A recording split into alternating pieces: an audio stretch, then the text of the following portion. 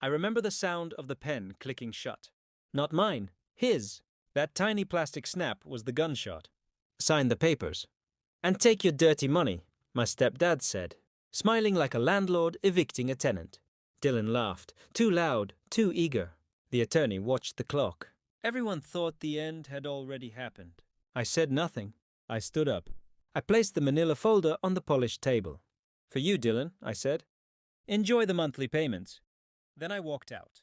The scream came later. It always does. I didn't grow up calling him Stepdad. I called him Sir. He preferred distance, authority. He taught me early that love was a contract, renewed yearly, revocable without notice. Still, he paid for schools, opened doors, introduced me as family when it benefited him. I learned to sit straight, listen more than I spoke, and never correct him in public. Dylan arrived later, blood, not borrowed. Loud, careless, adored.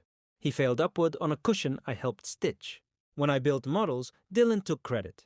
When I fixed messes, Dylan collected praise. I told myself this was the cost of staying, of belonging. The betrayal wasn't sudden. It was cumulative. A series of small thefts dressed as misunderstandings. My signature forged once, then twice. Meetings I wasn't invited to. Accounts rerouted temporarily. The first time I noticed, I confronted him privately. He smiled and told me I worried too much. That's when I stopped confronting and started watching. The truth surfaced in a parking garage, of all places. Late night. Rain streaking the concrete like nervous handwriting. I saw Dylan's car parked in my space.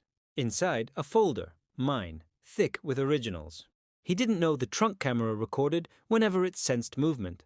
He didn't know I'd learned to collect proof quietly. Pain has a way of clarifying priorities. I didn't rage. I recalibrated.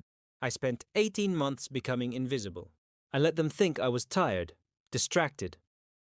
I asked fewer questions and documented everything. I hired a forensic accountant under a shell name. I established a retirement trust with voting rights that activated upon termination. My termination triggered by language already buried in the bylaws. Language I had drafted years earlier, back when they needed me careful and clever. I watched meetings through glass. I listened to calls on muted lines.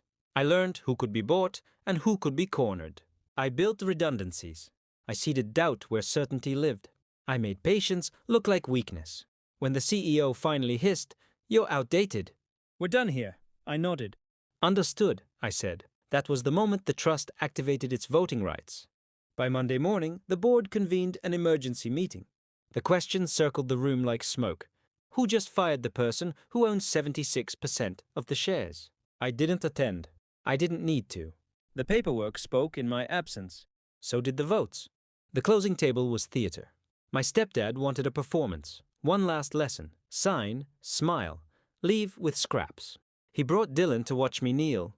The attorney read clauses with the bored cadence of a weather report. I let them finish.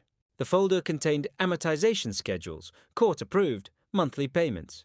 Dylan would receive, for life, for a loan he never knew he took, secured by assets he'd already pledged elsewhere. The account was frozen the moment he touched the paper. Compliance flags. Automatic holds. The kind you can't charm away. When the realization hit, it was physical. My stepdad stood, chair scraping. His voice cracked, sharp and animal. "You can't—" "I already did," I said, not turning back. The fallout was quieter than I expected. Boards prefer silence. Courts prefer documentation. Dylan called first, apologies wrapped in panic. I didn't answer. My stepdad tried threats. Then bargains. Then memory. None of it mattered.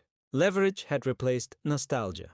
In the weeks that followed, I watched from a distance as titles changed and doors closed. I watched men who once laughed learn to lower their eyes. The trust appointed new leadership.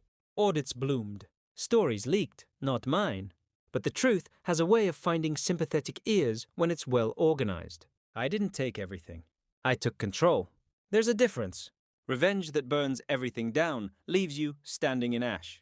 I wanted foundations. I wanted permanence. Now, when I think back to that pen clicking shut, I understand what it really was. Not a gunshot. A starting bell. I didn't win because I was louder or crueler. I won because I planned while they performed. because I understood that power doesn't announce itself. It moves quietly, files correctly, and waits. I don't feel regret. Regret is for people who acted without clarity. I acted with it.